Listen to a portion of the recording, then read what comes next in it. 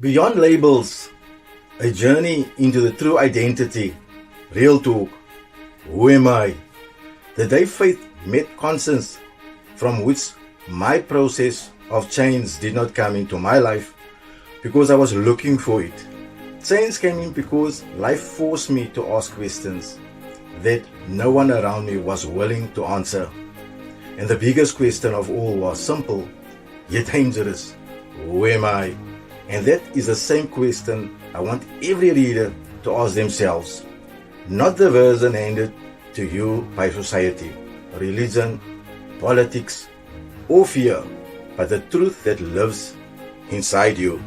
And one of the chapters that stands out most in my journey is the year 1985, during apartheid, when my father relocated our family from Bonteheuwel on the Cape Flats to the northern suburbs. It was in 1985, and during the Trojan Horse massacre in Belgravia. Pop Top.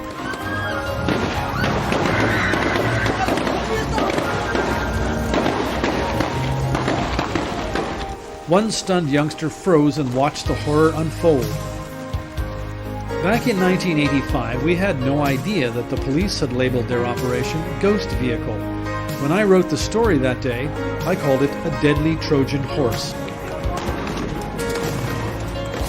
3 kids were killed, the youngest was 11 years old, and 12 were injured, among them 2 children who were hit in their own homes. 3 young lives were taken for standing up for justice. To me, it felt like moving from noise to silence, from survival mode to what I called, to call it a sturdy dorp man. A quiet, almost lifeless place compared to the streets I knew in Bonteheuwel. I was only 12 years old, still trying to understand the world, still trusting adults to be right. But that move opened my eyes in ways I never expected. So our new neighbors were Muslim, like us, yet they had been declared kafir, non-believers, by Muslim authorities because their methodologies and ideologies did not align with the accepted system. So my father was instructed by Muslim authorities to avoid speaking to them. He was pressured to sign a fatwa, a document declaring them non-believers. It was presented as obedience, as faith, as duty. So my father refused to. That refusal changed our lives forever because it chose conscience over control, humanity over labels. Our family was declared sympathizers. We were banned down out of masjid in Cape Town, and I was expelled from madrasa and told not to return. And at 12 years old, I learned that apartheid did not only exist in politics and race, it could also exist in religion. And that moment planted the seed for this book. Who am I? It taught me that faith without compassion is empty, that authority without justice is dangerous, and that identity forced upon you is not identity at all. It is imprisonment. So my father didn't teach me rebellion.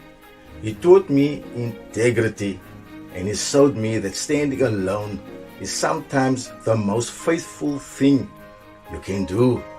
So this book, Who Am I, was born from that question I was too young to answer back then, but brave enough to carry with me. And it is an invitation not to agree with me, but to reflect, to question, to unlearn, and to ask yourself who you are when the labels are stripped away. So because the moment you dare to ask, who am I, is the moment real change begins. So my father stood for integrity when silence was safer. He believed faith without justice was empty and refused to let authority define God or strip people of dignity. And when pressured to conform, he chose conscience over acceptance and truth over comfort. His refusal cost us belonging, but it taught me that integrity is worth more than approval, and that standing alone can be the most faithful act of all. So my father broke my heart open so it could learn truth when they demanded his silence. He chose love over fear and conscience over comfort, and we lost community, places of worship, and a sense of belonging. But he gave me a legacy no one could take away, the courage to stand alone and still believe in God, people, and myself.